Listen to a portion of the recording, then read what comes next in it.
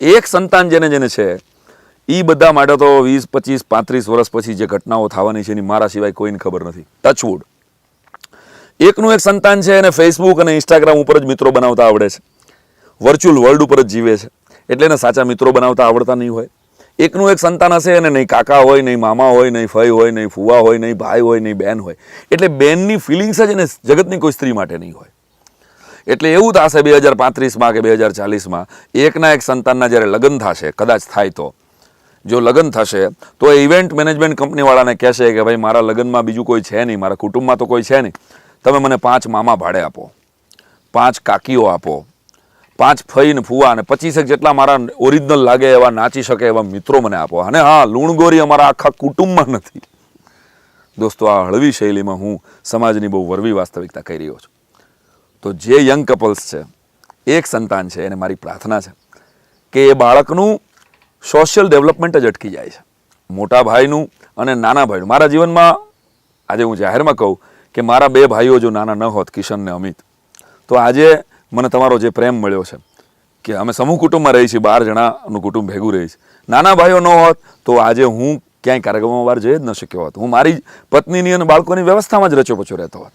તો આજે ક્રિએટિવિટીનો ટાઈમ થોડો ઘણો મળ્યો કારણ કે મારા ભાઈઓએ મારા કુટુંબની જવાબદારી લઈ લીધી.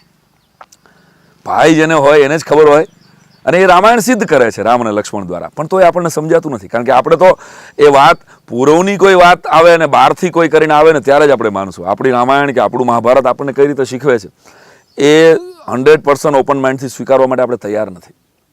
અને ડીન્સ કપલ વધતા જાય છે. Double income, no child. શિક્ષિતમાં શિક્ષિત પરિવારોમાં આ ફેશન વધતી જાય છે. Double income, no child.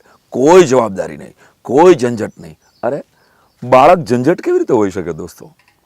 એટલે મારી કરબદ્ધ પ્રાર્થના છે કે એક બાળક હોય એને 2 હોવા જોઈએ, જેથી કરીને એને એનો સોશિયલી ડેવલપમેન્ટ થાય, એને ભાઈ કે બહેનની ફિલિંગ્સની ખબર પડશે.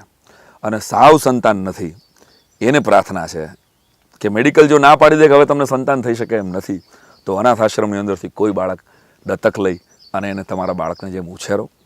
એ ચાહે કોઈ પણ જ્ઞાતિનું હોય, તમારા પ્રેમ ભર્યો સ્પર્શ એને મળશે, તમારી હૂંફ એને મળશે, તો એક અનાથ આશ્રમના બાળકને જીવન મળશે.